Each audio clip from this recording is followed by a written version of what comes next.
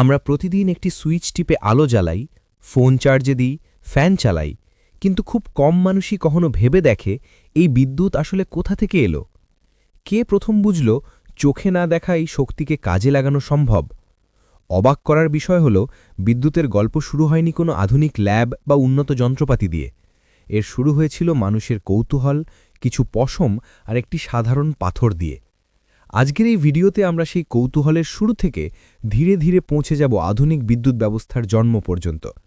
বিদ্যুৎ কিভাবে কুসংস্কার আর ভুল ধারণা পেরিয়ে বিজ্ঞানের সবচেয়ে গুরুত্বপূর্ণ শক্তিতে পরিণত হল, সেটাই আজকে জানব। খ্রিস্টপূর্ব প্রায় ৬০০ বছর আগে গ্রিসের মিলেটাস শহরে থেলিস নামের এক চিন্তাশীল মানুষ একটি অদ্ভুত ব্যাপার লক্ষ্য করেছিলেন। তিনি দেখেন, অ্যাম্বার নামের এক ধরনের প্রাকৃতিক রেজিন যখন পশমের সঙ্গে ঘষা হয়, তখন আশপাশের হালকা শুকনো জিনিস নিজের দিকে টেনে নেয়। আজ আমাদের কাছে বিষয়টা খুব স্বাভাবিক মনে হলেও সেই সময় মানুষ এসব ঘটনার ব্যাখ্যা দিত পৌরাণিক গল্প দিয়ে। বজ্রপাত হলে তারা ভাবত দেবতারা রেগে গেছেন। প্রকৃতির প্রতিটি ঘটনাই ছিল তাদের কাছে রহস্য আর ভয় মেশানো কল্পনা। ঠিক সেই সমাজেই থেলিস প্রথম বুঝতে পারেন, প্রকৃতির ভেতরে এমন এক অদৃশ্য শক্তি আছে যাকে শুধু গল্প দিয়ে ব্যাখ্যা করা যায় না। এখান থেকেই শুরু হয় বিদ্যুৎ নিয়ে মানুষের প্রথম সচেতন ভাবনা। অ্যাম্বারের গ্রিক নাম ছিল ইলেকট্রন। অনেক পরে এই শব্দ থেকেই তৈরি হয় ইলেকট্রিসিটি বা বিদ্যুৎ।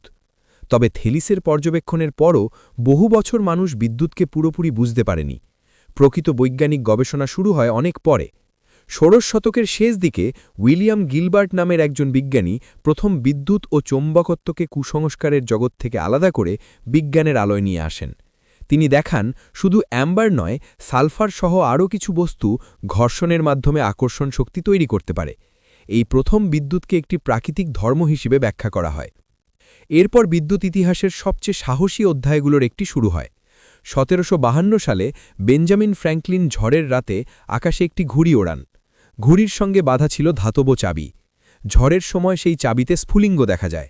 এই ঝুঁকিপূর্ণ পরীক্ষার মাধ্যমে তিনি প্রমাণ করেন, বজ্রপাত আসলে আকাশের বৈদ্যুতিক শক্তিরই প্রকাশ। এই আবিষ্কার থেকেই পরে লাইটনিং রড তৈরি হয়, যা আজও উঁচু ভবনগুলোকে বজ্রপাতের হাত থেকে রক্ষা করে। বিদ্যুৎ গবেষণায় আরেকটি গুরুত্বপূর্ণ ঘটনা ঘটে অষ্টাদশ শতকে। ইটালিয়ান বিজ্ঞানী লুইজি গ্যালভানি লক্ষ্য করেন, মৃত ব্যাঙের পায়ে ধাতব স্পর্শ লাগালে পা নড়ে ওঠে। তিনি ধারণা করেন জীবদেহের ভেতরেই বিদ্যুৎ আছে এবং এর নাম দেন প্রাণীজ বিদ্যুৎ। কিন্তু এই ব্যাখ্যার সঙ্গে একমত ছিলেন না আলেসান্দ্রো ভোল্টা।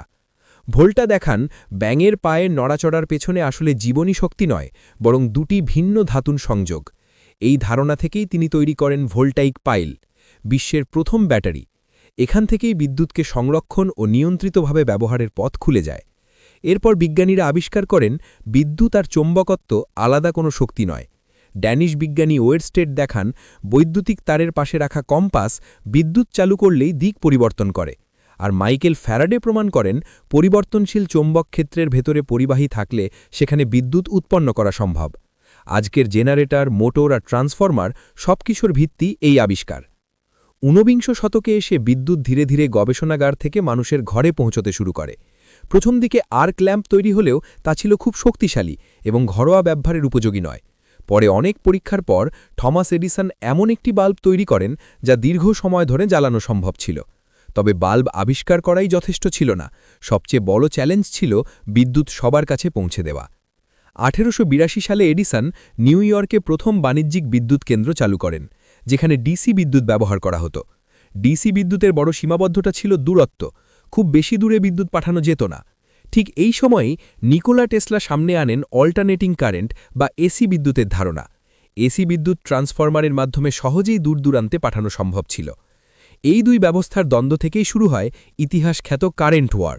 নানা তর্কবিতর্ক আর অপপ্রচারের পর শেষ পর্যন্ত টেসলার এসি ব্যবস্থাই জয়ী হয়, কারণ এটি ছিল সস্তা, কার্যকর এবং ভবিষ্যতের জন্য সবচেয়ে উপযোগী।